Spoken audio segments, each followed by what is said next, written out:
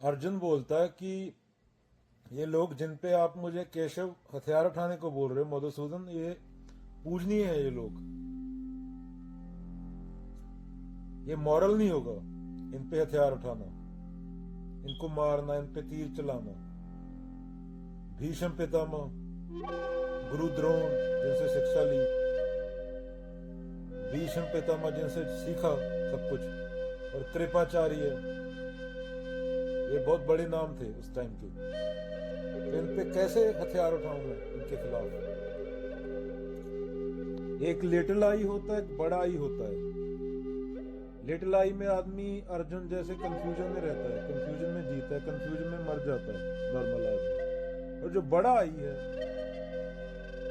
जो capital I है, जिसे कैपिटल करके लिखा जाता है, उसमें आदमी टोटैलिटी में सोचता है, तो वहां पे कंफ्यूजन नहीं होते।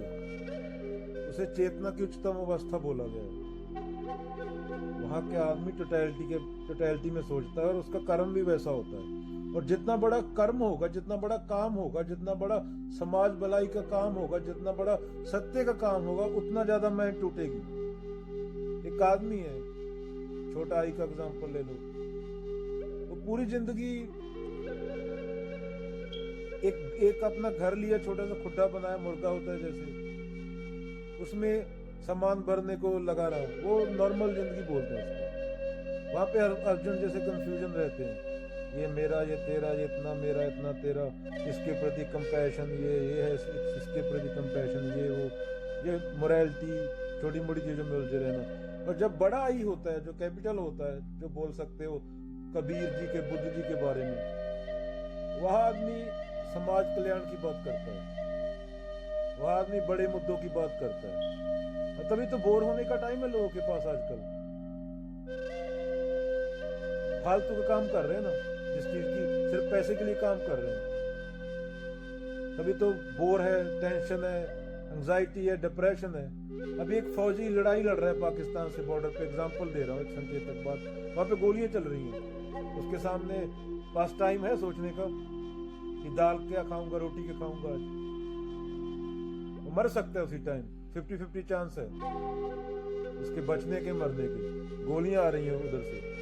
तो जब आदमी का काम ही इतना जरूरी हो जाए, जो बड़ा ही बोला है, तो दूसरा कोई ऑप्शन ही ना हो, जैसे बुद्ध का था, कबीर का था, ये लोग हुए, महावीर जी हुए, तो उसको बड़ा ही बोला गया है। वो कैपिटल में लिखते हैं, उसमें आदमी टोटैलिटी में सोचता है।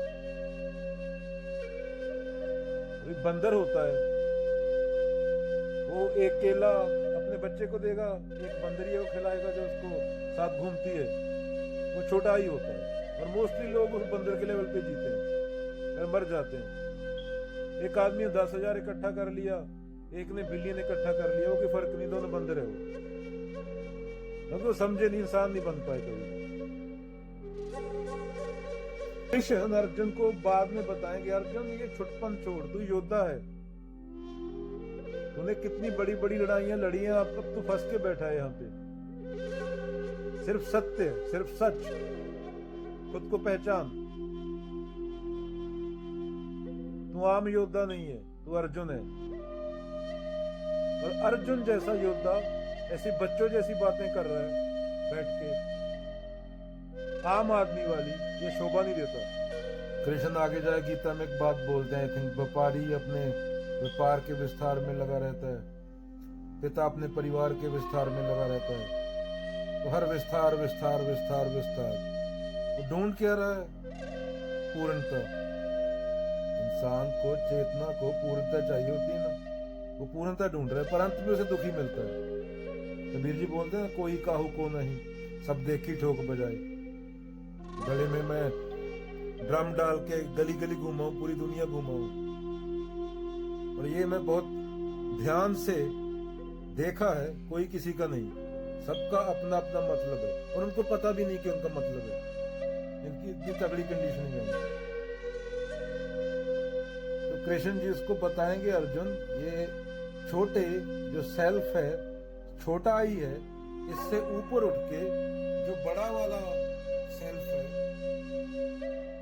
वो दृष्टिकोण से देख, टोटैलिटी में सोच। हूं कोई साधारण इंसान नहीं हूं। कायरों वाली नपुंसकों वाली बातें करना अर्जुन को शोभा नहीं देता। कोई आम सिपाही करता तो अलग बात थी, पर ये बातें अर्जुन कर रहा है, ये बात असहनीय है।